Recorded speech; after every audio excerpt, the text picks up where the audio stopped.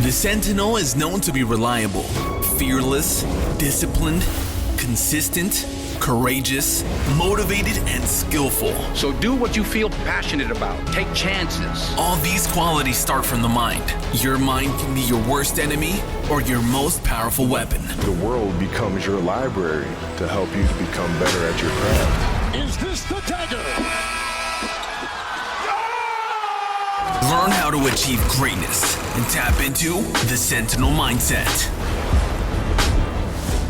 Well, good morning, everybody. Welcome to this wonderful special edition of the Sentinel Mindset. They're all special, but today's extra special. Today's extra special. We got a very special guest, Yes. very special guest. And I'll say this: when I first met this guest, I was in his way, and we were in Miami capturing footage. And I just saw this individual walking around this camera, and I'm thinking, who is this guy? And I need to capture the footage. Not realizing afterwards, who it was. In fact, I honestly... Shame on you. Because I'm always learning. It wasn't until I was referencing people because I butchered names. I go, yeah, there's this guy from Bunker Tactical. And they're like, Bunker? Who the hell's Bunker? And then Byron's saying, he goes, you mean Funker? And that's who we have today. Yeah. We have Paulo Rubio from Bunker Tactical. Rubio, close enough. Oh my God, I did it again. There you go. Guy. You know the good thing is when he messes up a name, we pause, you get it right, and then it sticks. Okay. Yes. Right? For the audience, not for him. Yeah. Yes. Yeah. Now, Anyway.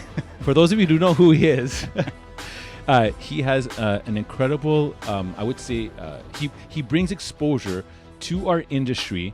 Funker Tactical has a huge presence on YouTube. They have a huge presence within social media sites. And what they do is that he brings to the viewer basically training and methodology of training and practices and personalities pretty much all around the world. Right. So we get a chance to see what someone is doing in Brazil. We get a chance to see what someone's doing in Toronto. We get a chance to... And to me, what I loved about you when I saw you that day in Miami is the questions that you were asking. You were asking thought-provoking questions that are not something like, what is your style here? Or you were going very deep into this actual skill. How does it translate to making you effective on your job?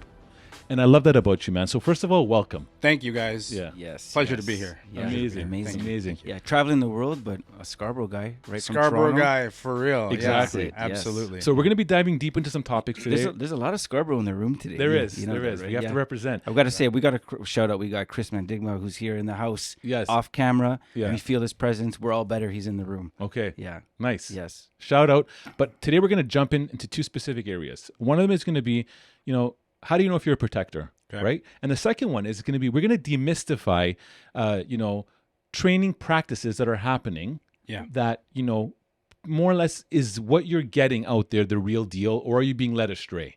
Okay. Yeah, that's good. Would that be a good way to say it? This is a great way to say it. Okay. Some of that stuff can be a little bit divisive Okay. because, when people invest time, money, and resources into something, they want to believe that something has value towards an outcome or an end. And that's not always the case. So apologies ahead of time. Okay. But Yeah. there's going to be some truths that are That's going the to... disclaimer. Okay. Yeah. That's I the love disclaimer. that. I want to ask something. Yeah. Before we go Yeah. in, because that's deep right away. Just so our audience knows you, and shame on you if you don't know Paulo. But why do you do what you do?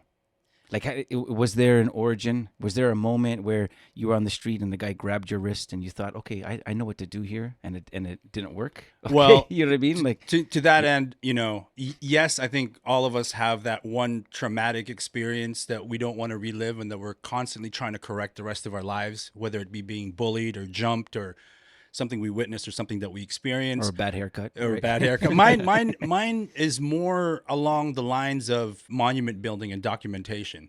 I picked up my video camera at the age of 11, and then I knew that's what I wanted to do. And today, like your life with the right director and producer could be a blockbuster movie. And I believe everyone's life That's cool. has some sort of a legacy that's worth remembering.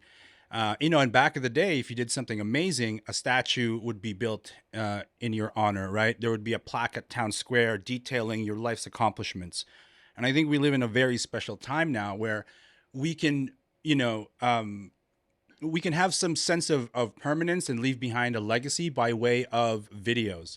When I make a video and I upload it into multiple channels, I feel like I am building a monument for that person for their concepts, their lineage, who they are, so that their great great great grandchildren can know, like, hey, you know, great grandpa was a lion back in the day. This is what he believed in. And for me, the selfish part is that if I build enough meaningful monuments, I become known as the monument builder, thus creating my own legacy.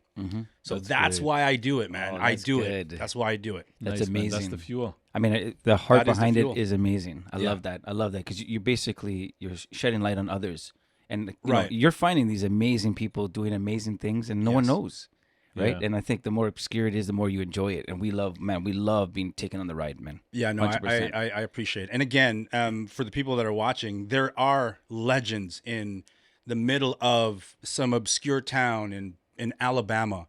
There are legit people everywhere, and they're not just all in LA, New York, Yeah, you these know, large Berlin. markets. Yeah, there are amazing, talented instructors in the most obscure of places, right? So don't always seek like that, you know, the New York City guy.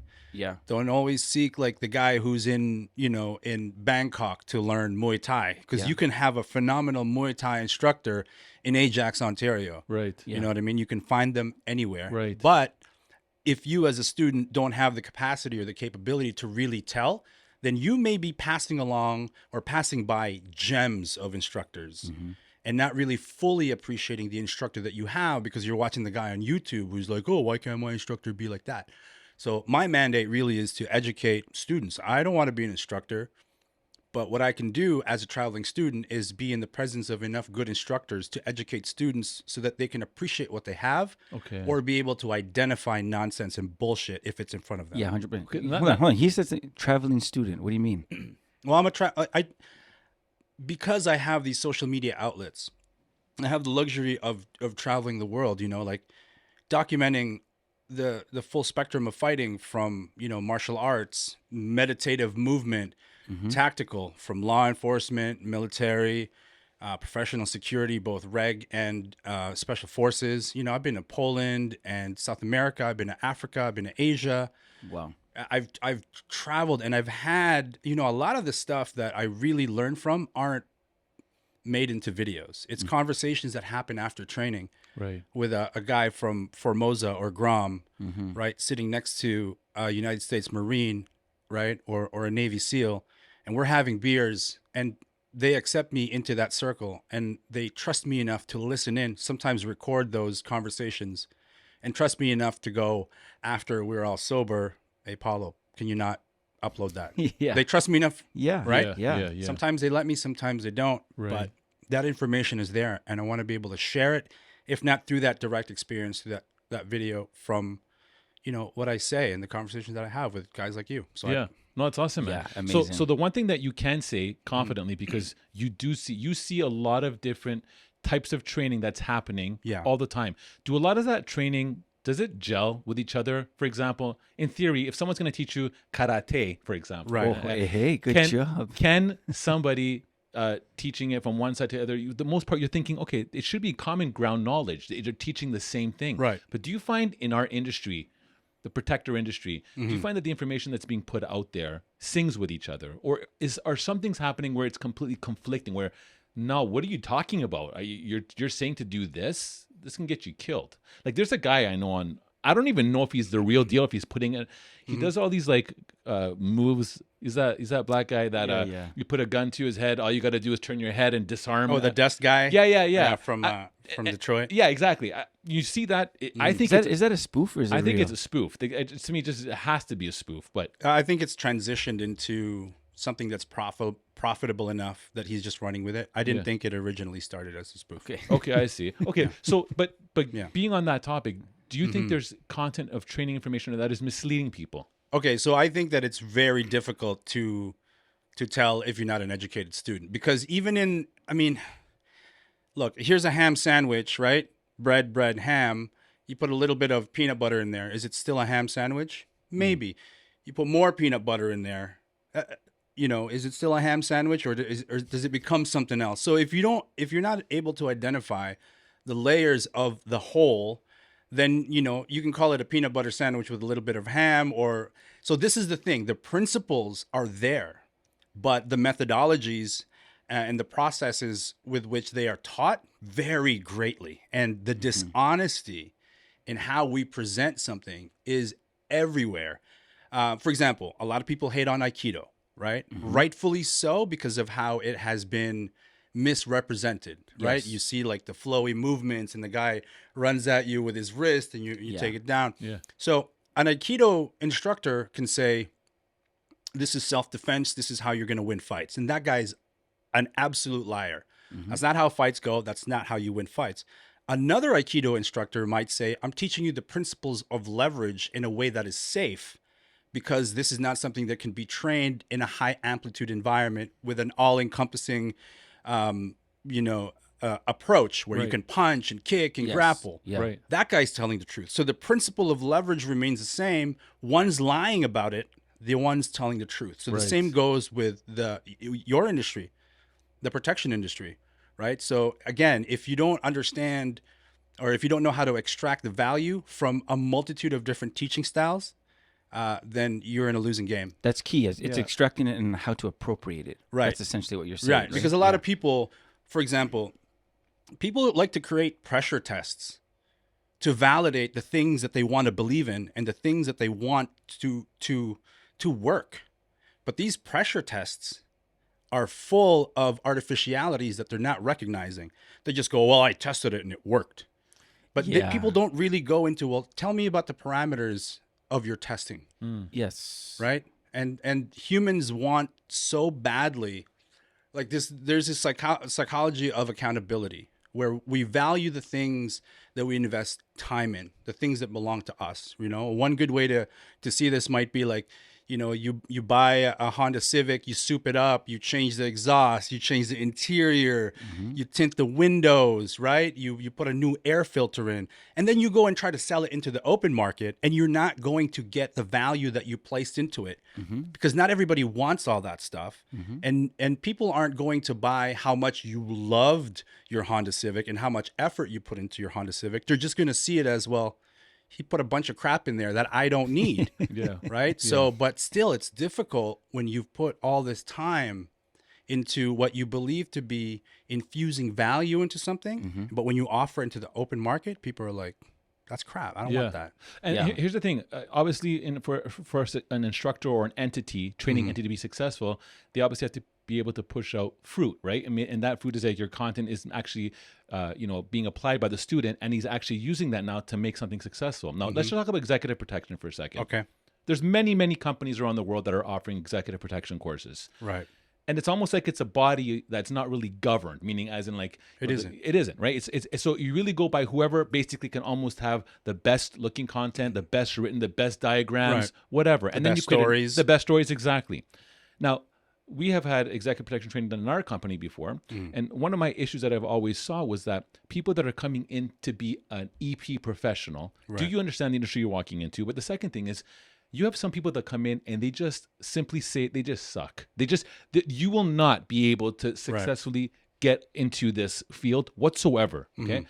And someone can be like, oh, wow, you're not giving that guy a chance to glow and grow, but you can kind of just tell the way they are. Yeah, say me like this. They don't have the wings to fly. They don't have the wings to fly. Okay. But I find also that instructors are not being honest, right? Right. Maybe because they just paid a whole bunch of money to the instructor to kind of get this skill set. But after the assessments are all done, it's almost like, okay, well, great. Here you go. On your way. Here's your certificate. Right. Do you find that the instructors or training entities are being honest with people coming in, whether or not they are someone that should pass or fail? Like, is there a pass or fail element done, or just here's a certificate after you paid your money? And if I can add to that, honesty is one thing. Also, what do you think it needs when you have that dynamic? When you have a student who isn't born to fly in this specific skill set? Well, that's a very difficult question, because you're trying to apply a standardized answer to a question that has infinite variables, right? So protecting a high-profile celebrity is different than protecting a banker that has influence over businesses and countries. Okay. Right? So the executive protection world is vast. A lot of it is just babysitting. A lot of it is just how you manage these interpersonal relationships, right? Like, can you, if let's say if your client, who's a high profile client, used to getting whatever they want, and you as a professional protector hired to preserve this guy's life, and he asks you, hey, can you grab me a glass of water? Or, hey, do you mind walking my dog? Yeah. That's a tough question to navigate to, because you really ought to be saying, no, I'm here to protect you. I'm not here to babysit you. I'm not your friend. Right. But that's a very, very compelling situation to be in, to kind of get into the gray areas, right? It happens a lot. Right. So then when you talk about the skills that you're teaching somebody, when you're teaching interpersonal skills, when you're teaching negotiation, when you're teaching how to read a situation, there are so many variables in play that you can't give a pass or fail. So that's why everyone just passes. Okay. Everyone passes. Yes. And here's another thing. You teach de-escalation, I presume. Yes. Right? You teach these principles and these tactics. But it's really hard to test these out. It's really difficult for you as instructors to actually validate whether or not this person has the capacity to de-escalate a situation when it matters, because the need for de-escalation, it runs the gamut from, crazy dude on meth, Yes. right, to somebody who can actually be talked down to a bruised ego. Right. It can be a bunch exactly. of things. So all you can do really is to present the material Yes. and pass the guy. Right. There's no other way. Right. Yeah. There's no other way. And that could seem a little commercial, that could seem a little bit dishonest, but that's the reality of what these people actually have to face, right? Okay. Like you can teach a knife defense tactic and it could be sound based on principles that is common. It doesn't mean that person's going to be able to do it against somebody who might be a little bit taller, a little bit bigger, a little bit more aggressive. Okay. So it's It's widespread. So no, that's good to know that. Part of it, I mean, kind of what Paulo is saying there is even just the way it's offered, close protection is you're not immersed. It's very rare. Are you training with a team that you're going to actually work with over and over and over and over? So it is a weekend workshop. Yeah. And in that weekend, work, how much are you going to retain? And I think it's valid where it is right now. They kind of give you some tools. They give you some insight. Go learn and stay safe. Yeah. Right. And again, even then, a great test for somebody who has for me, but this is not practical, right? Yes. Yeah. A great test would be just to tell somebody, just stand there, wait for me, and then leave them for 3 hours. Monitor what they do in that time. Oh yeah. You know what I mean? Because that's a lot of executive protection, isn't it? Yeah. Man. It's just waiting and just being there. So I know a high-level EP agent who has worked with Secret Service, and in his home country, part of what they do when they train, they have they take a lot from police and military, but they actually prefer to bring people in from private that just have not been trained in those modules already. And what they do, part of it is you sit down, and the team that will train and choose their EP agents to look after their government dignitaries, they watch them for about 5 hours. That's how it should be done, right? But it's not very practical to do Not. that. And the reason why, so they're given a paper. They're purposely given a paper. And most people who do not get picked up, that paper is ripped up into pieces. It's folded. It's turned into literally origami, whatever. Okay? Because it's just to see, what do they do? How do they fidget? Can they handle the stress of just having nothing to do? Okay? Right. And that gives them indications on, do they have the personality to handle EP? And that's really, I mean, if we were to create an ideal situation, the test for executive protection work ought not to be, here are some things that are important. We're going to try to teach them to you. It would be a personality assessment test. Yeah, you're right. That should be, yes, because the hard skills can be taught, and it's possible the hard skills can be taught in a weekend. Yeah. Right. Can I say this? We're not going to disclose. We're not going to test. disclose specifics, but details that we know that have failed has been because they failed from a personality side. 100%. Right. Yeah. And going back to what you said about how sometimes civilians are more suited for the executive protection sectors than folks who may have had military or law enforcement experience, you aren't the first person to express that to me. Because these are two completely different worlds. When you're in the military, right?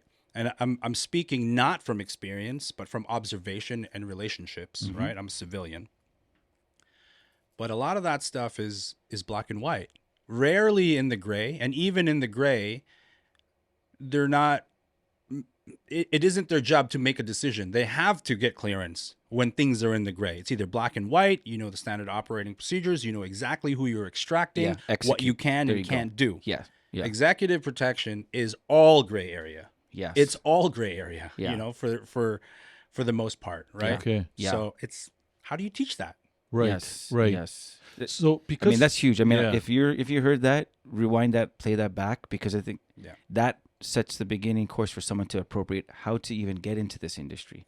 Yeah. Because Right. it's a great world. Yeah. 100%. Okay. Yeah, are you kind of satisfied in the sense of, because obviously you're going out there to capture, right, and to learn, right? Because that's what you said, you're a student, you're there to learn. Yes. Are you seeing things that are frustrating you sometimes, and you're like, how do I navigate around this? Because I'm seeing something here that just does not jive with what I'm seeing elsewhere. Yeah. Well, it's not my problem to solve. Okay. You know, Wise. it's not my Very problem wise. to solve trying to fix instructors, because there are good instructors, Right. right? So I can't go to an instructor and say, hey, man, I don't think these protocols and procedures work, Yeah. because it's going to hurt their feelings. Number one, I don't have the time, and I'm not invested into fixing the instructor. I'm looking for good instructors who already understand this, so that I can relay this message to students, so that students know when they're in a crap program, so that they don't waste their time. This happens so much in martial arts. Okay. I've met so many people who have invested 10, 15 years into a system. They find another instructor who just rocks their world, rocks their world. And then they have the sensation of, man, I've wasted 10, 15 years doing that other thing when I wish I had found this Right. from the beginning. Now I'm a little bit older. I don't have the vigor and the athleticism and the agility, right? So they are left with this sense of regret, Okay. right? And so that happens a lot, man. Yeah. You So can see that. since the student is looking, what are there questions that they should be asking, or before I'm going to go train with you? Is there anything they should be putting themselves to say, I'm going to put my Yeah. I think this is really good, because your exposure, like, you've seen so much. Give them the lens. How should they look at this if someone starts to get started? And I think I want to just say this. I have a good friend of mine who's an actor, awesome dude, and he had a son who was an aggressor. He was in junior kindergarten, and he was hurting other kids. Right. And he wanted to put him into martial arts, air quotes. And I linked him up with Paulo, and I said, hey, have a talk with him. Yeah. Just so you know, his son's still in. Paulo, like, if the series of texts that Paulo and I had first, that should be publicized, man. Because and the reason why I say it, bro, I really appreciate your humble, careful approach to how you advised. And it's literally as being a traveling student, Right. and being an expert civilian. That's what I think you should add as part of your CV. Yeah. Like, Yeah. for real, Yeah. because Yeah. it wasn't just like, oh, I don't know, what does he like? Does he like to punch and kick? Was it like, man, the care you took it speaks. Like, you need to share a little bit more about this, because you kind of like, you humbly spotlight everyone else, but I really believe for the masses, you need to share some of your own insight, because there's so many parents, there's bullied kids who are 11 and they have no idea where to start. What should they do? And think about the amount of money that they spend. They're going to, the next 10 years, and they have a false sense of this is good. Well, the problem with those situations where I'm tasked or when I'm asked to recommend a particular path of training is that people want the best, right? So, hey, what's the best gun for home defense? What's the best martial art for children? There is no specific answer to that. It has to be tailor-made to suit the conditions and the parameters of that specific individual. Yes. Right. Yeah. So that's what I did with that person, Yeah, right? 100%. Right? Their child was beginning to exhibit certain behaviors that the parent didn't want. But it's also important for me to understand the intentions of the parents. Yes. Right? Because maybe they don't want to put their children into Filipino martial arts because they're anti, weapons. So Yes. how can we solve that problem in a martial arts system that isn't so weapon centric? Okay. Right? So and this is the only way to do it. That's good. So to answer your question, what questions should students be asking their potential instructors before this is the $1 million question, right? Because here's the thing. How am I as a civilian supposed to ask, Navy SEAL, door gunner, ultra ninja Marine, the hard questions, Yeah, right? exactly. So there's from the onset, or sensei, how dare you ask sensei Yeah. these Yes, questions? Yes. So from the onset, That's a good sensei impersonation. one. Yeah. Yeah. from the beginning, I want students to understand one thing. You are shopping around for a service provider. You have the right to ask these questions. Okay. You have the right to ask these questions. You have to ask it respectfully. Can't be a dick about it, Right. but you have to ask the hard questions. And my philosophy is this: be unimpressed. Be unimpressed. Be unimpressed by the plaques on the wall. Be unimpressed by the trophies on the shelf. Be unimpressed by somebody's resume. Yes. All of those things can be fabricated. They can be exaggerated. They can be lied about. So once you're unimpressed, and once you realize that the framework of this relationship, this initial interaction, is that you are looking for a service provider, right? If you're looking for any other service provider, right? Like, for example, you're looking for a massage therapist. You would not hesitate to ask the right questions about this person's experiences or or if you're looking for anything. Yeah. But for some reason, there is a social barrier that we aren't supposed to ask these hard questions to senseis and military veterans, right? But you can. And the reason I'm able to say this, and to say this so bluntly, is because good instructors who have crazy amounts of military law enforcement experiences encourage this. Yeah. Yeah. Because they have nothing to hide. Exactly. Right. They have nothing to hide. Yeah. Right. And so questions relating to, training methodologies, right? And I'm not talking about, can you show me a move? Yeah, It's yeah, one of yeah, the yeah. stupidest things that you Right, can. right. You show me a move. Yeah. But and also you have to understand that this is a sales interaction, right? You got to go in there. I mean, it's a crazy analogy, but you got to go in there almost assuming that they're trying to sell you something that is a lemon, Okay. and the onus is on them to prove that they're selling you quality. That's good. Yeah. That's Right. good. Yeah. I mean, that's huge. Yes. That's huge. That Yeah. demystifies just the whole exchange and interaction. Maybe Yeah. it's because of the strength of these 80s movies and these alpha It's instructors. true. It's, That has it's a something to- combination of all that. And it's like, how could I ask of that individual? No way. But the best piece of advice I can get actually has nothing to do with the kind of questions you ask the instructor. It has everything to do with the kind of questions that you ask yourself. Right? What am I looking for? Yeah, it's key. What am I looking for when I'm trying to be an executive protector? Yeah. What am I trying? What's my end goal? Yeah, basically, who am like? What is my life? People aren't. Look, civilians like to take all of these cool fantasy role playing type crap, tactical courses. Like, bro, if you find yourself training and you're in a fuselage of a plane trying to escape and evade from having been blindfolded and tied, Right. and you're Jim from accounting who lives in the suburb of yeah. Connecticut. Yeah. Yeah. Yeah. Yeah. Yeah. Oh, there- hey, Connecticut could get It rough. can get rough. Yeah. But you know what I mean? Like, there's a disconnect between That's good, what man. you're training and what your reality is. That's right. Now, it's okay to take that, counter hijacking course Yes. if you have a firm grasp that I'm doing this to acquire knowledge, general Right. knowledge, because I love the experience. I want to wear my cry pants and my Right. 511 today. Right. Right. Yeah. Right. Right. But the moment you stray from, or you begin to blur the lines between the actual disconnect from what you're training and who you really are, Right. that's where cult shit manifests and begins to brew.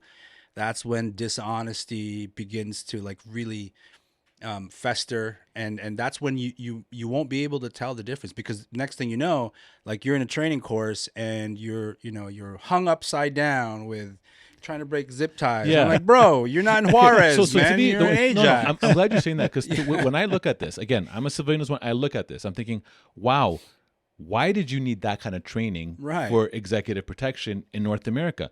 Well, if it's going to be like, we need you to go in Iraq, for example, Right. and this could happen here, you can understand that, but it's sold as a package, and it almost comes across to me, it's like, the cooler the training is, Yeah. like today we're going to have people The experience. It's like, we're gonna throw a experiential. rope off a helicopter, and you're gonna come right over, and then that's your training. How well you can come off a helicopter flying in the air. It's like, oh wow, that's amazing. I'm gonna pay $15,000 for that experience. Yeah. But that's really what it just was. they're It was an joyrides. experience. Like, right? chill, bro. Like, you're protecting friggin' Justin Bieber at Air Canada Center. Like, nothing bad's really gonna happen here, right? You're gonna have to Right. deal with a 14-year-old who's holding a handshake too long. Like, that's Right. what you're really gonna deal with. Yeah. Right. No right. one's trying to execute Justin Bieber. Exactly. You Exactly. know, Exactly. But the rebuttal to that is like, well, you never know. Right. More tools in the toolbox. Right. And it's like, well, I guess that's true, but Right.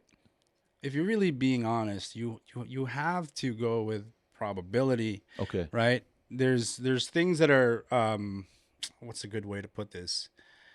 possibility versus probability. Yeah, it's possible that Al Qaeda wants to kidnap Justin Bieber. It's possible. Yeah. It's not probable. Yes. Yeah. So Yes. formulate your training according to probability. That's your assessment right there. Right. Yeah. Because possibility is infinite. right. Yes. It's infinite. Why Yeah. shouldn't I learn how to escape from being hung upside down, blindfolded? Why shouldn't I? It's Yeah. possible. Well, Yeah. yeah, So I so guess because you've seen so much, what should be skills or training modules that one Mm-hmm. should look to try to have as your good strong foundation, because that is what's really going to take you the Right. distance. Oh, Everything else is like upgrades. Well, we're talking martial arts? Or are we talking? I'm talking like about what world? for the Are you protector's trying to world. get free advice right now? Yeah, the protector's world, right? So Right. most people, okay, so the majority of people, like when I say the protector world, we have people in security, we have people in policing, we got people in close protection. Yep. And a lot of times people are coming in trying to find their pathway, right? Right. And we're going to get into that a little bit about how do you know if you're a protector and the pathway you should maybe choose to focus on.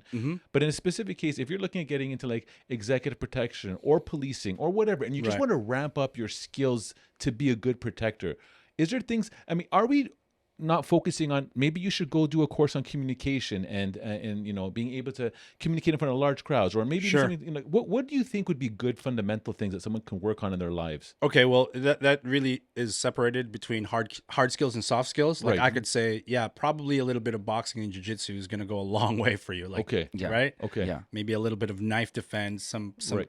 combative. So we'll set that aside for now, Yes. right? Not the hard skills. I'm talking about the soft skills. So I think and we'll go for you guys. I think for people who are training executive protectors, you should be composing, drills and scenarios that test one thing, and that is sound decision making under stress. Right? That's good. Sound decision making under stress. Now, stress doesn't need to be like physical stress. Stress could be a time constraint, Yeah. right? And really, if you're asking me what somebody can do on their own, Yes. right, is sit on a bench, be observant. And this, man, I'm gonna get all hippie yoga. No, this is Yeah, good no, though. no, It's no, good, right? Yeah. But in the hippie yoga world, they talk about mindfulness and Yes. being present. Well, that is just the same side of the same coin. Wait, different side of the same coin. Yes. As situational awareness. Yes. Right. Right. And then you can do things like you can apply pressure on your senses. Right. Close your eyes. You're applying pressure to your visual sense. What are you hearing? What anomalies are here? And that's a really difficult thing to do. You know what I mean? Because you're gauging how close is that footstep? Where is that bus that just stopped? And why am I hearing birds? Why am I, you know what I mean? So just doing these kinds of what could be construed as, mindfulness exercises. That's awesome. I like things. Once you get a foundation of information, right? Like if I'm going to be an executive protector, I need to be able to execute these XYZ skills. So if one of them might be tracking while remaining undetected, you can play that game at the mall all day long. You can play that game at the mall all day long. You can set parameters for yourself, like, okay, I'm gonna be undetected, but if I see anybody wearing Adidas shoes, for example, I'm gonna track that guy up to a point. Like these games that Yeah. may seem silly, These are really good ideas. they're just super. I mean, Yeah. they're just really, really important. Yeah. Okay. Stuff like, and there's a bunch of stuff that you can play. All right. I'll give you one. Yeah, you guys have a stove in your house, Right. right? Probably see that stove every day, right? I want you to close your eyes right now. Go ahead, close your eyes. Yeah. And I want you to imagine the control panel of your stove. How much detail are you able to recall? How many burner knobs are there? Which knob from left to right controls which burner? Is there a timer?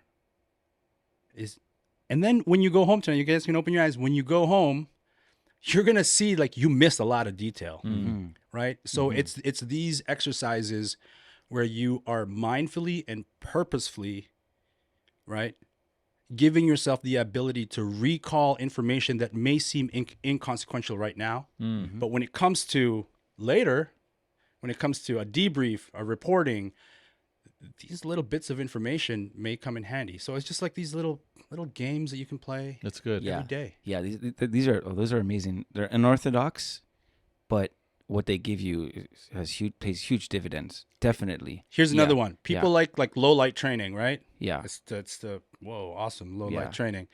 But what is often missing from low light training that is like a huge component is your starting condition. Because when you hear that window break, first of all, when you're in a low light course, you're ready. Like you have your energy drink, you've like mentally prepared the night before, and you're performing the shit out of that low light training. Right. But the actual condition that may necessitate you to perform is you just got in a fight with your wife. You had trouble sleeping because you didn't fucking pay your bills on time. You finally get to sleep exhausted. And then you hear that thing. So you're getting up and you're like drunk. Yeah. Yeah. So how do you manufacture that condition, Oh, that's good, man. Yeah. right? To see if you can actually perform the tasks that you did when you were at your optimal state, when you're in inoptimal state. Yeah. Right. Fully equipped, fully ready, Right. fully prepared. So I'm not going to give you the answer, right? Yeah. But that's a good question, right? Yeah, it Yes. is. It's It really like, is. 100%. so here's your training and here's the application. What is missing from the training that is going to be a huge factor in the application? How can I recreate that for myself in a way that's safe and repeatable? Yeah, that's good. It is. And That's look, really and, good. and to me, the one thing that was going through my mind is that as people that come into this and identify as protectors, you do a training session for 5 days. Okay.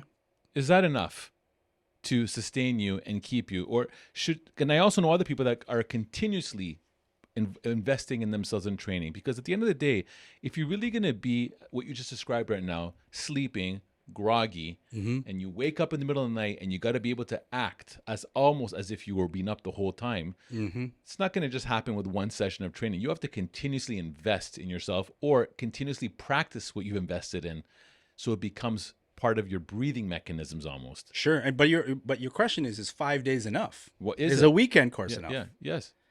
Well, that depends on, again, right? It depends on the individual. Right. Some dude could already be living that mindful lifestyle, right? And then a day might be enough. Somebody who is just not built to do this job Yeah.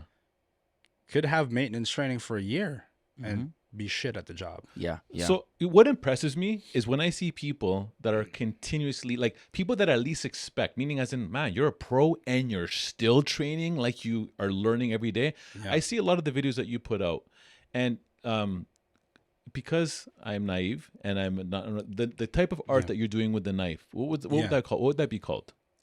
Specifically Pikiti Tersha Kali, but Filipino martial arts generally. Arnis, Okay. sometimes it's called. Yeah. Okay. Eskrima. Okay. I like It Kali. seems to Yeah. me that you're doing that regularly. Yeah. And to me, one could argue and say, well, if you know it, why are you doing it over and over and over again? Yeah. Well, to me, like it's something that you have to do over and over and again, so you can always be ready. Yeah. See, So whatever. I think a lot of people, when it comes to any kind of martial art, they learn the combo and they think they know the combo. But Right. you look at a reductionist fighting system like boxing. You can learn all of boxing in half an hour. Doesn't mean you'll be good at any of it. Right. Doesn't mean that you'll be good at the jab. So we talk about the jab, for example, as one movement, Right. one cohesive series of movements. Yes. But then how do you challenge that? Right. Right? Now you got a moving target. Now you have a non-standardized ground surface. Can you do your jab on ice in Toronto? Yes. Right? I mean, you do it pretty well in the gym. in low light. Right, Yeah. exactly. So in every martial art, there are drills, patterns, predictability, and it's your job to break those things. There's never an end to a drill. But people are like, I learned this, 40 count combo, I'm done. But it's like, man, move one from that 40 Yeah, count combo. yeah. It takes a lifetime. And you know what? You probably see a lot of people. I'll give you an example. We look at Kobe Bryant. Kobe would get extremely agitated by his team if they were not able to perform on his level. And he was someone that always kind of like pushed the bar, meaning as in, come on, man, we're our professionals here. We need to be operating on this level, right? When we look at that same thing happening in the protector world, the element is about being accountable to each other. But do you think that it really exists enough where we can do that, so we can, as a whole unit, as an organization? When I say organization, all bodies come together to really level up. Is that really happening, or is there more of like a competitive edge where it's like, I'm better than you kind of thing? Because I do want to know one thing, Paulo, and I'm kind of morphing some stories here. This is an industry that has a lot of alphas, like a lot. Sure. Okay, it's almost built on the alpha model, right? Right. Which alpha to me equals as well, doses of ego, and then mine is better than yours, and yours is better than mine. But Right. I don't find that there's a lot of harmony of working together to push together something and make it better as a whole, opposed to let's all take care of our own. What are your thoughts on that? Kings of your own castle. Yeah, kind like of do you thing. do you see like, because this is all could help make it could always make the training better if we all thought in the same streamlined way. Right. Well, see, okay, I'm reminded of this analogy, right, of this swimming pool, and there are different groups of people in the swimming pool, right? Different groups of friends. And then this friend group over here is just pissing in the pool, pissing in the pool. And one of the groups of friends, like they don't care what happens over there because this is our circle. But that piss travels through the damn water, and it affects everybody. It affects the standard of quality for everybody, even if you choose to ignore it. Yes. But at the same time, executive protection is not a swimming pool. You can't always be seeking to fix other people's problems, right? Because there is no standard, there's always going to be competition. And that competition manifests in one arena, and that's social media and marketing, Right. right? That's when one executive protector from one company can be like, we do this and we do that, and they don't. Right. You know what I mean? So there will never be cohesion in executive protection. There will never be an industry standard for it. There shouldn't be. Oh, interesting. Yeah. Yeah. How can you create a standard for protecting? Protecting what? Protecting who? Protecting where? Who am I? What am I? What is my job here? Okay. Right? And to create that standard it's an impossibility. Okay. It's an impossibility. So the best that you guys can do, in my opinion, as Sentinel Security, is to really understand the scope of what you're trying to do. And if that's too broad, then that's a tough job. Right. That's a tough job. You know what I mean? Are you focusing on like event security with a lot of people? Right. Are you like, who are you protecting? Are you protecting Justin Bieber or like a world banker? Okay, well, look, the security industry, the security industry as a whole, Or all of it's them, been, in my opinion, it's been cheapened. If I'm going to make it, meaning as in like, there's almost when we're speaking specific to Canada right now. Yeah. Okay, and I don't know what it is in the U.S. in extent detail, but there's almost like no standard. It's like for the most part. So to me, when you see that, like one of my things is to help shift that and move that. So to me, if I try to do that, it's how do I do that? Well, I got to try to work with other companies and try to see if we can be on the same place of what exactly do we need as a security industry to make sure that we succeed. Does that mean just hiring anybody off the street, getting him, you're hired? Or does that mean creating a standard and hoping people can buy into that standard?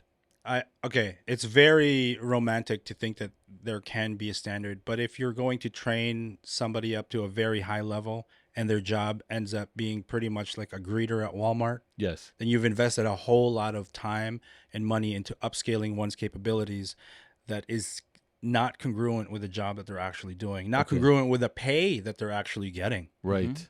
Right? So to even begin to think of creating a standard for executive protection, there needs to be a compartmentalization of like the kind of work within it. Okay. Right? Okay. Because there's no sense in that's being the John demand. Wick or James Bond if you're going to be protecting a floral shop Okay. Yeah. in the same place. Okay. Yeah, I mean that could be the next John Wick movie. You never know. You never know. But I hear you. The demand, the real demand, Yeah. and what does it beg of the individual? Yeah, 100%. Yeah, and so that would depend on the individual. That would depend. Like, I want to be an executive protector, but I know myself enough to go, well, I don't want anything high risk. Right.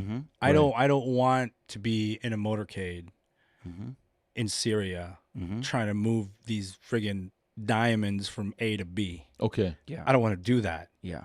I kind of want to maybe, be part of Kanye's entourage when he's in Toronto at, Right. at a nightclub. I could do that, Yeah. right? There are soft skills that are relevant to both of those jobs. Then there are hard skills that Drastically different. So should there be Yeah. should there be a higher standard for the world of security? Because security opens up so many doors, right? It opens up executive protection. It opens up obviously the rules. Yeah, I and think the security. answer is yes. I mean, Okay. there can always be a higher standard Right. Yeah. for martial arts, for Right. executive protection, for law enforcement training, for military training. There What can ab- what- always be a higher standard. What about for policing? Oh, 100%, man. Okay. Dude, especially, in Toronto, Yeah. right? Like the police, generally speaking, law enforcement requalification standards are shit. Right. You know what I mean? Right. And I've been to Chicago and downtown Chicago, or the business section. I don't know if that's downtown, right? And then I see a law enforcement officer that's overweight who's got a leather holster with a revolver. You know what I mean? And Yeah. he's old. Right. Yeah. You know what I Right. mean? That is the person that you're setting the requalification standards to, Right. so that he can pass, Yeah. Yeah. right? So that we can have a force, Yes. right? Mm-hmm. So this is, And it's getting more and more difficult right now for police to do their jobs. And they're actually, I know a lot of them are crying out, we need better training or more training. And I know Right. some of them, for example, that have gone out and done, for example, like we were talking to one of them, does jujitsu, because in his, like, man, if I end up on my back, what am I going to do? Like, I'm stuck. Like, But they're doing it on their own. They're doing it on their own. On their own. But here's the reality. yeah, And this is going to hurt some people, but I think the cops who know yeah, and the cops who train will be like, he's right. Mm. What Paulo said was right. And this is what I'm going to say. Cops don't want to train. Cops don't want to train beyond the mandatory training to keep their jobs. You know how many times me and my people have offered free admission to law enforcement professionals to come to this seminar and upscale their capabilities? They don't show up. The ones that show up are the ones who don't need it. Those are the guys who are already training. Yeah. Oh, Yeah. You know what I mean? The Yeah. person who needs to go to this free workshop so that they can learn a little bit more about knife defense or weapon retention or controlling custody beyond what they were taught at the academy, they don't show up. They're cool. They're that's happy. interesting. wow, man, That's really yeah, interesting. it is. Think about it. So I think the solution for this is that, the hashtag cops who train, those guys, when they go to a jiu-jitsu class on their own dime, on their own time, that should be reimbursed by the department. And that's going to create a culture internally where the cops who don't want to train are going to feel some sense of, hopefully, like, damn, I want to be like, Yeah, I hear what you're saying. Imagine, reimburse these cops. No, You that's hope it amazing. shifts the but culture. imagine, look, and yeah, and then, from inside. Yeah. and then agencies can, like police agencies can say, well, where are we going to get the money from, right? Where are we going to get that? But look at this. I just read an article today that the ArriveCan app costs $54 million to kind of what it is. Imagine that money was allocated towards stuff like this. Well, here's a problem with every law enforcement department, like anywhere, right? Is that no change comes proactively. It happens on the heels of tragedy. Yes. Something bad's got to happen. Yes. A cop gets killed, a school gets shot out, and then they change policy. Then they examine protocols. Right. It's not proactive. But I think, for the vast majority of engagements that law enforcement officers go through, it's not bang, bang, bang. It's putting your hands on somebody. Sir, are you okay? So upscale their ability to handle safely another human being. Yeah, jiu-jitsu works, wrestling works. There's a lot of stuff that works. Yeah. Right. Yeah. Right? But if all you have is a hammer, everything looks like a damn nail. Yeah. So if the focus on law enforcement requalifications and training, what little there is shooting, right? When it comes to a situation where this could be solved by placing hands and taking control, there's a fear that they don't know what to do. Because you're not proficient in it. Right. Yeah. And what am I proficient in? Oh yeah, I know how to use this gun. I Yeah. know how to use it as a Yeah. right.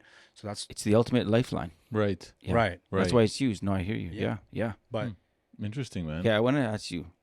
This is really good. Some really good stuff that can kind of we can look. In your exposure to these training, let's sticking with police. Let's make the assumption that imagine there's a shift in culture. Someone at the top says, "Yes, we can make a change. We need to make a change."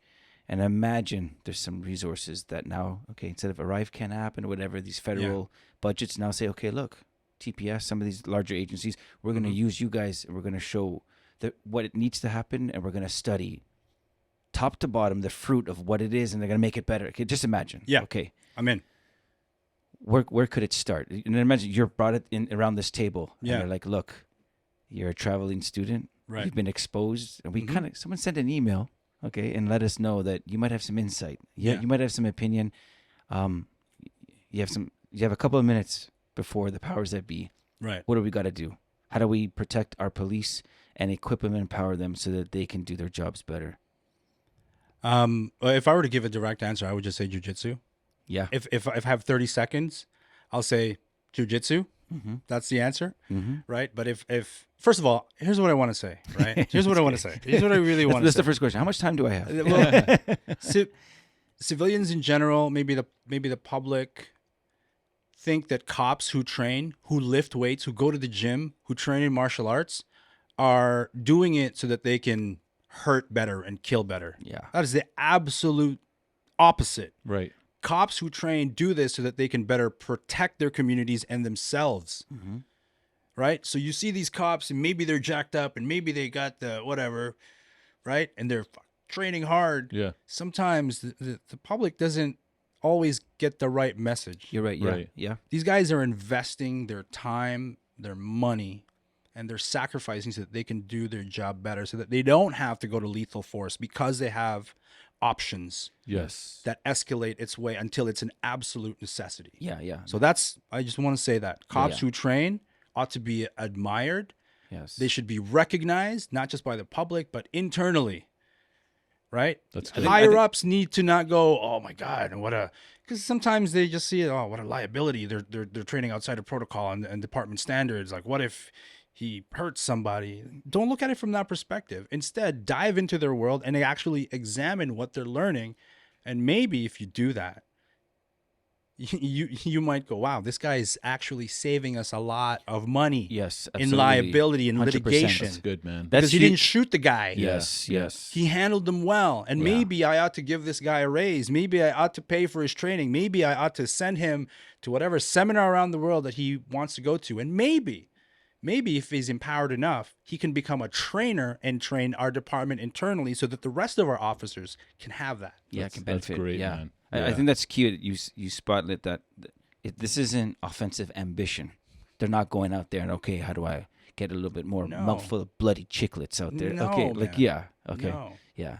So that's what I would say. I would say to the board, right? Yeah. They're there. They're there, Yeah. guys. Do your research and examine what jiu-jitsu or wrestling or Filipino martial arts or Aikido, whatever is available to you.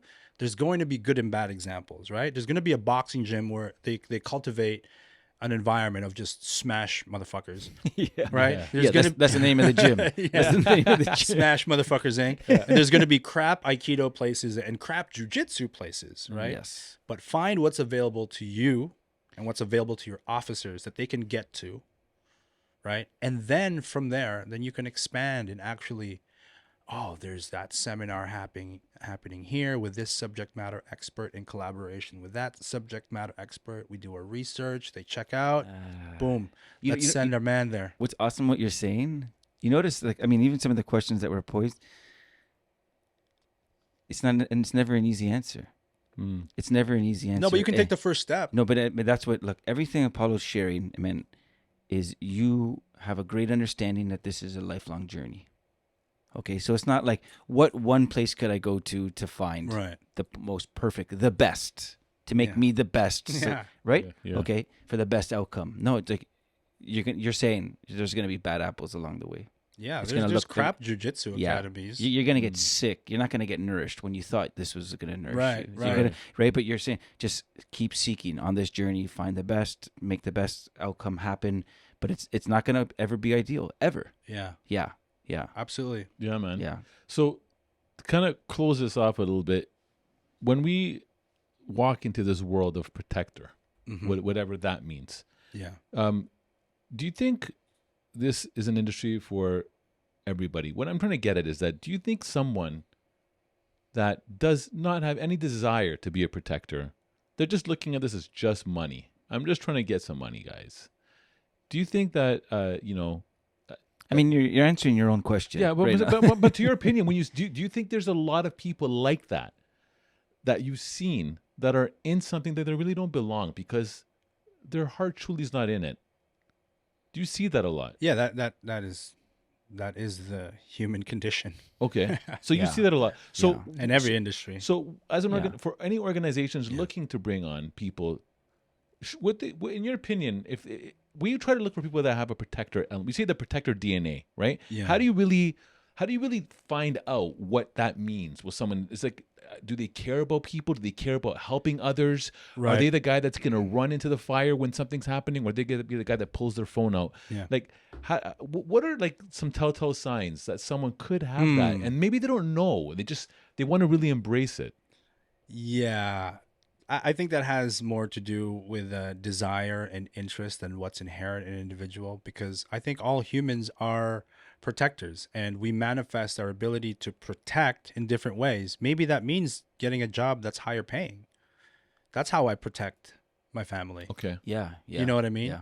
But I'm sorry, it's not really No, that's great. It's not really an easy answer. No, I think you know what I mean? I think you're the first person who shared that in all of our conversations that said it's inherent to everybody. it is inherent to It's- everybody. Yeah, you protect something, So Yeah. even if it's your own image. that's right. Yeah. I Okay. mean, a mother Absolutely. protects her child as soon as the child is born. Instant protection. Absolutely. Yeah. It's built into all of us. And when you talk about, self-defense, or even like the Second Amendment, the right to protect yourself, Yes. that's inherent in every living creature. Okay. Right? A rose has thorns for a reason. A moth Yeah. has camouflage for a reason. Yeah. Right. And when you strip those things away, it's an incredible injustice, right? It's an injustice to that living creature when you strip away their ability to protect.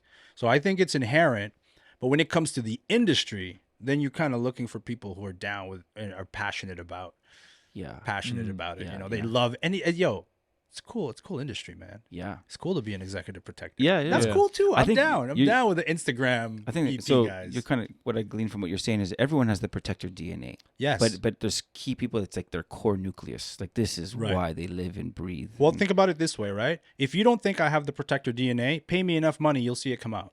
Yeah, that's Okay. true. Yeah. Make True. it worth my time. Make it worth my Okay. effort. Yeah. Okay. You know? Okay. It's in all of us. There's a way to extract it, and our motivations are different, Okay. right? Some people are motivated by money, and if they have that motivation, you can get them to do anything. Right. Some Yeah. people are motivated by passion. They love this stuff. They love the hunt. Yeah. They love the spy games. Yeah. Yeah. Yeah, you know what? We've been talking kind of internally about having some of the Miyagis that we know and putting together something to help protect school boards and schools. Okay, and I can see just testing with what you said, if it's the right heart and the right type of message to a bunch of teachers and faculty, all of them it would resonate with them. If you ask it, do you want to protect your school? Okay. Hold on. Right. So I want to go back a step. Sure. What you're saying here right because now. we wouldn't ask. We No, wouldn't no. ask the question. So I've heard cops say, Mm-hmm. "I don't get paid enough to jump in a situation and put my life on the line." Right. Do you think that's a good statement to say? Because the reason why I want to dissect that is because I don't know if I necessarily would be on the same page with you on if you're a protector, if everyone has the DNA in them, right? Why are some of them actively actually throwing themselves in the fire? Because really, if it's in you, it's in you. That's the whole Good Samaritan thing comes into place. Right. But I've heard people say, "I don't get paid enough for this." Well, it's how far that protector spectrum spreads outside of yourself and your own self-interests. Okay. yeah, that's Some exactly- people that's are exactly it. protectors, and they manifest it by protecting absolutely everything. Right. So, you know what I mean? Yeah. So, But to the cop that says, right.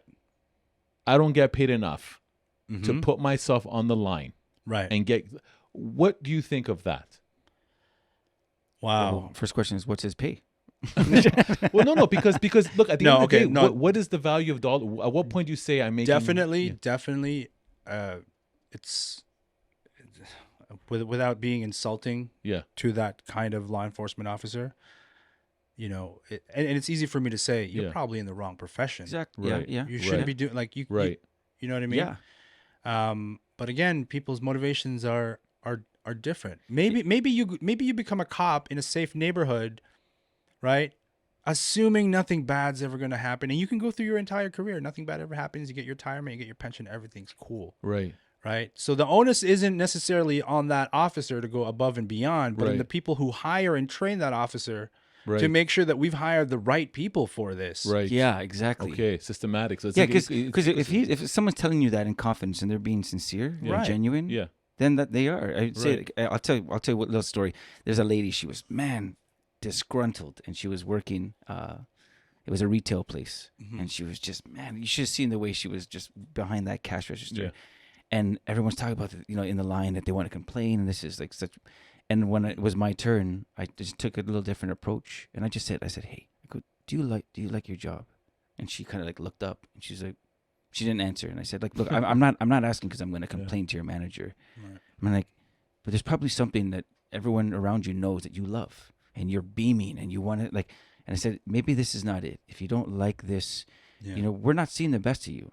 You know this of yourself, right? Right. So I said, either like just make the best of this situation, Yeah. or find something. And then she looked at me. She said, "Thank you for that." She's like, "No, I have a bad day. Yeah. I've had a bad day, but I think she goes, but you're right. I hate working here." Yeah. Yeah. So that's all, right? It's true. Like, look, yeah. people join the military for a multitude of reasons. Yes, Maybe they just yes, want that's their true. college I'm paid third, for. I'm third Yeah. generation. Yeah. Third generation. You know what I mean? Grandpa was in. and That's like- another one. Oh, Part, yeah. part of the heritage. Yeah. And then some people are really have that patriotism and they want to serve their country and they will do anything. Okay. And then another person might be like, free college, I'm in. It's Right? true. Yeah. It's that organization's responsibility to train up that guy who just wanted to be there for college, to fight when it's time to fight. Yes. Yes. Right? And if he doesn't, it is not, I mean, yes, it's easy to blame the individual, but the processes that you used yes. to alchemize a standard into this fighting alpha may have failed. Yes. And we got to be real with that. Yeah. You know what I mean? So Okay. a cop who goes, I don't get paid enough to do that. I understand it. I don't like it. It's easy for me to say I don't respect it because you took an oath. You knew what you're coming into. Right. But sometimes you don't know what you're coming into. Like, Okay. you know what I mean? That's good. Like Yeah, there yeah. are firefighters in places that don't have fires. Yeah. That's true. Yeah. Right? No, that's good, man. Yeah, it's a good point. So what would you say, because you do see so much, what does impress you in an organization, a training entity, whatever? What would you Ooh. say does impress you? Wow. What impresses me in a, it's in the name. It's organization. Okay. If a company is well organized and they have structures in place to be able to process, recruits, students, whatever it may be, and they have a verifiable process where you can take somebody on this journey. Oh, that's And good. people are going to fail in between. It's not going to be 100% perfect, right? But the process works. And also that they're adaptable. You know what I mean? That it isn't just a standard process. That you can take somebody who's like, man, we need 10, you're a 9, but I think we can get you to 10. It's not in our process, but we have the right people here. Yeah. We have assistant instructors and affiliates who can take you there. That's good, man. It's that. Okay. It's that. If your shit is organized, right? It's a well-oiled machine with a capability to adapt on the fly. Oh man, gets me a friggin' combat boner, man. Like, Yeah. It's amazing to see. Yes. It's amazing to see. And it's, what else impresses me is whenever I see people who have been doing it for a really, really long time and they haven't lost any enthusiasm and passion for what Oh they do. yeah. Because it's easy, right? Yeah. It's easy to lose your passion. It's true, man. We actually had here a chief of police, Stephen Tanner, from Halton, and he's been on the service for over 30 years. And he his persona was as if he was just got Amazing. hired. Yeah, I don't know him, but he sounds amazing. Yeah. Yeah, that was the most amazing thing. Just this Yeah. freshness, man. It was Yeah. so Yeah. good. Yeah. Cool, man. How do people? I mean, obviously, you have a very huge gathering, social media online. How do people Yeah. find you? Just the most simplistic way. And do you want to be found? Well, okay, my Instagram account is GN_FunkerTactical. Okay. My profile description is artsy fartsy with a hint of tactical, profound truths and dick jokes. So I'm just being real.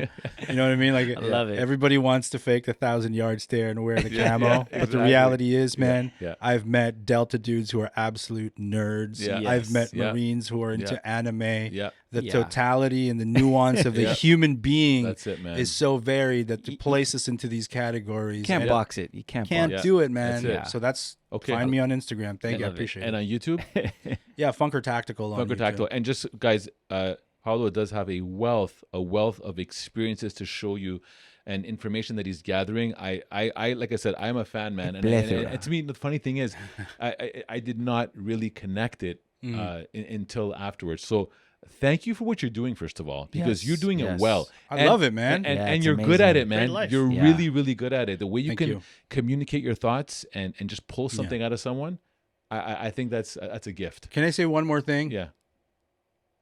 I'm a nobody. I'm not an expert. I'm not a subject matter expert. Anything that I've said here, I have the confidence to say on the heels of conversations and experiences that I've had with the people who have been there and done that. I claim no expertise, right? I'm channeling what I believe to be the truth based on how often it manifests with the right kind of people and the right kind of conversations. Yeah, amazing. Yeah. Yeah, I That mean, is not good. me. No, The- for sure, man. what we know this of you, you're saying it, you've witnessed these things, and Yeah. that's what makes it credible. You've witnessed it firsthand. Yeah. Yeah, Yeah. I would say amazing. I would say, you know, how you come across, you don't come across as cocky. You come across as like a humble guy. Like, honestly, like, Thanks. you really do, honestly, like, because it's very I'm the easy. humblest. I'm the number one at it. I'm the best at being humble. Yeah, there you go. There you go. That's the ad for No, but that's our the beauty of trailer, it, man. And look, even though you said that, you know, the whole dick joke thing and everything, what I like about you is that I find that my style when I communicate with people, Yeah. I don't come ever in a style where it's like, I am this, I am this, I am this. I come in like, let me learn from you. And to me, when you kind of squash this whole like I'm this and this, Yeah. this is where true personality comes out. You know, Yeah, it's great. It's too You can much in this industry, man. It's You can too share much the room. I measuring mean, going like, on, look, yeah. you, off the top, you said you bumped into him. I mean, Yeah. you're not trying to overshadow No, anybody. not at all, man. Not at all, man. No. What I'd say, man, this is my own personal request, and I'm probably not alone in it. Would like more of your insight. With as much as you spotlight others, Yeah. there's something. There's a personal gold when you kind of draw from your own well. Well, I appreciate that. Yeah, And dude. I mean, just recently the universe has been conspiring to get me to do this. Yeah, So I might do it. yeah, Nice. amazing. And maybe nice. maybe it's a whole other type of thing, or maybe Yeah. it's just those moments. Sure. But like, as much as you are behind the lens and you're a master of it, dude, and like you're amazing at capturing the story and the heart.